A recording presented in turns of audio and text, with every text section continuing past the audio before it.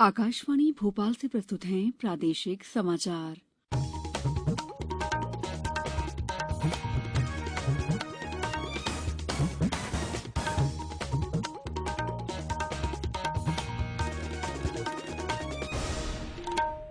नमस्कार, समाचारों के साथ मैं दीपा सिंह। पहले 1 अप्रैल 18 साल से अधिक आयु वर्ग के लिए सरकारी केंद्रों पर निःशुल्क राष्ट्रव्यापी कोविड टीकाकरण अभियान जारी है। युवा श्रोताओं से हमारा आग्रह है कि कोविड रोधी टीका जरूर लगवाएं और अन्य लोगों को भी इसके लिए प्रोत्साहित करें। कोविड स्वास्थ्य के लिए खतरा बना हुआ है, ऐसे में एहतियाती उपायों के पालन में कोताही न बरतें। जब तक जरूरी न हो घर से बाहर न निकलें और 3 सरल उपायों का पालन करें। मास्क लगाएं, 2 गज की सुरक्षित दूरी बनाए रखें, बार-बार हाथ धोएं और साफ सफाई रखें। साथ ही टीका अवश्य लगवाएं। कोविड से संबंधित जानकारी देने और उनके मार्गदर्शन के लिए राष्ट्रीय हेल्पलाइन कार्यरत है। इसका नंबर है 01123978046 और 1075। सबसे पहले मुख्य समाचार। प्रदेश के कई जिलों में भारी वर्षा, शिवपुरी और श्योपुर जिलों में कई स्थानों पर आई बाढ़ से बचाव के लिए राहत कार्य जारी। प्रदेश में अब तक 3,29,36,000 से अधिक लोगों को कोविड का टीका लगाया गया और टोक्यो ओलंपिक के पुरुष हॉकी सेमीफाइनल में भारत का मुकाबला बेल्जियम से। अब समाचार विस्तार से। प्रदेश में भारी वर्षा के बाद शिवपुरी और श्योपुर जिलों में कुछ स्थानों पर बाढ़ आ गई है।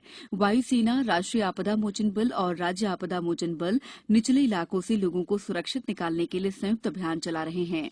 मुख्यमंत्री शिवराज सिंह चौहान ने शिवपुरी में बाढ़ की स्थिति की समीक्षा की। जिले के 6 गांव पार्वती नदी में आई बाढ़ की चपेट में हैं। मुख्यमंत्री ने बताया कि सेना और वायुसेना से जरूरी मदद ली जा रही है। मुरैना में चंबल, क्वारी, सांक, आसन, सोन और पार्वती सहित अन्य नदियां उफान पर हैं। चंबल नदी का जलस्तर लगातार बढ़ रहा है। नदियों में बढ़ते जलस्तर से सबलगढ़ और रामपुर का सड़क मार्ग से संपर्क टूट गया है। उधर निवाड़ी, आगरमालवा, गुना, जबलपुर, होशंगाबाद, बालाघाट सहित अन्य जिलों में वर्षा का दौर जारी है। राजधानी भोपाल में भी दिन भर बादल छाए रहे और रुक रुक कर बारिश होती रही।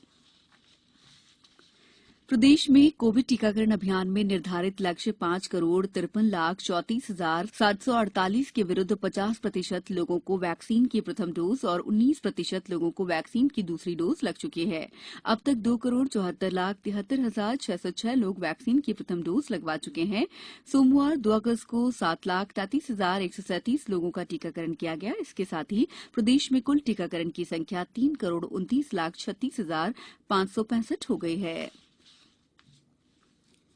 प्रधानमंत्री नरेंद्र मोदी ने कल वीडियो कॉन्फ्रेंस के माध्यम से डिजिटल भुगतान की नकदी रहित और संपर्क रहित व्यवस्था ई रूपे की शुरुआत की। श्री मोदी ने कहा कि देश डिजिटल प्रशासन को एक नया आयाम दे रहा है और ई रूपे प्रत्यक्ष लाभ अंतरण डीबीटी को और मजबूत करने में बड़ी भूमिका निभाएगा। उन्होंने कहा कि ई रूपे वाउचर से लक्षित, पारदर्शी और त्रुटि रहित भुगतान सुनिश्चित होगा। उन्होंने कहा कि केंद्र डीबीटी के जरिए गरीबों के लिए 300 से अधिक सरकारी योजनाएं चला रहा है।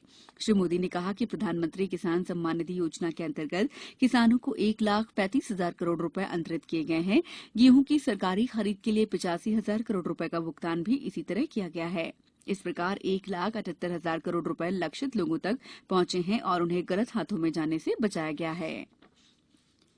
देश में 47 करोड़ 48 लाख से अधिक कोविड रोधी टीके लगाए जा चुके हैं। केंद्रीय स्वास्थ्य मंत्रालय ने बताया कि अब तक 37 करोड़ से अधिक लोगों को पहली डोज लगाई जा चुकी है, जबकि 10 करोड़ 57 लाख लोग दूसरी डोज लगवा चुके हैं। मंत्रालय ने बताया है कि कल 53,67,000 से अधिक टीके लगाए गए। 18 से 44 वर्ष आयु वर्ग के 27,76,000 लोगों को पहली डोज, जबकि 4,82,000 से अधिक लोगों को दूसरी डोज लगाई गई। देश में 18 से 44 वर्ष की आयु वर्ग के 15 करोड़ 99 लाख से अधिक लोग पहला कोविड रोधी टीका लगवा चुके हैं। मंत्रालय ने बताया कि 5 राज्यों मध्य प्रदेश, गुजरात, राजस्थान, महाराष्ट्र और उत्तर प्रदेश में 18 से 44 वर्ष आयु वर्ग के लोगों को 1 करोड़ से अधिक टीके लगाए जा चुके हैं। आंध्र प्रदेश, असम, छत्तीसगढ़, दिल्ली, हरियाणा, झारखंड, केरल, तेलंगाना, हिमाचल प्रदेश, ओडिशा, पंजाब, उत्तराखंड और पश्चिम बंगाल में इस आयु वर्ग के 10 लाख से अधिक लोगों को पहला टीका लग चुका है। समाचारों में वक्त है ब्रेक का। कोविड-19 से बचाव और सुरक्षित रहने के 3 उपाय। मास्क लगाएं, 2 गज दूरी है जरूरी, सुरक्षित दूरी रखें, हाथ और मुंह साफ रखें। ब्रेक के बाद समाचारों में आपका एक बार फिर स्वागत है।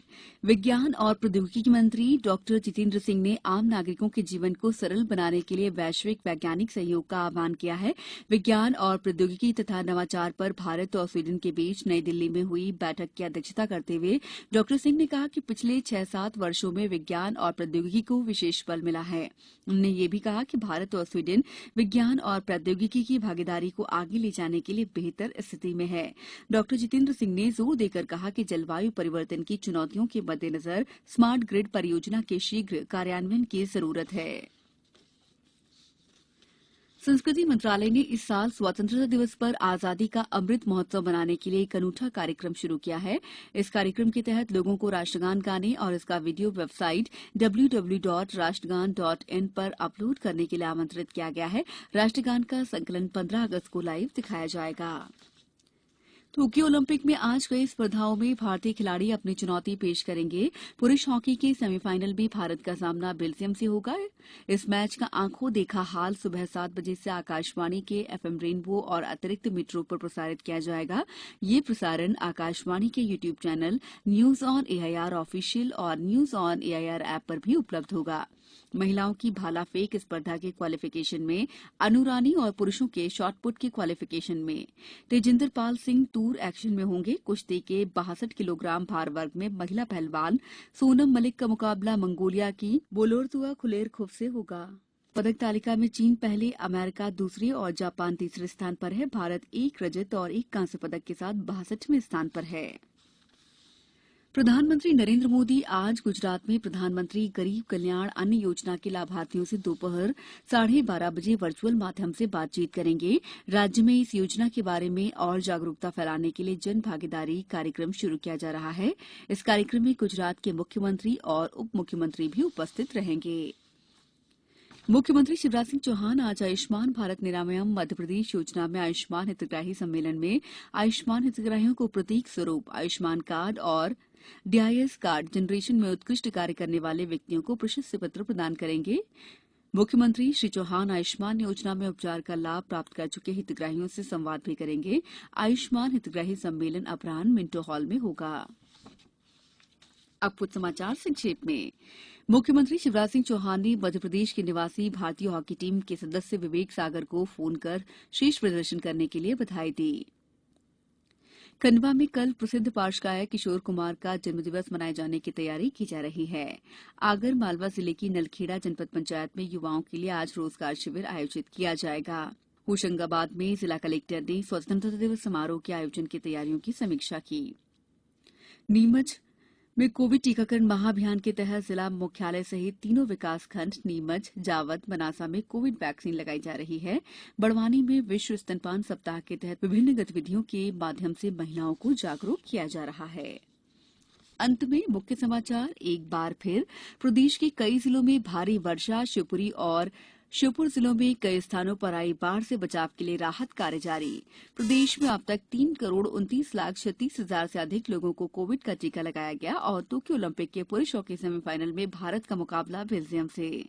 इस बुलेटिन में फिलहाल इतना ही। आप सभी से एक अपील, मास्क और 2 गज की दूरी, हाथ धोना भी है जरूरी। नमस्कार।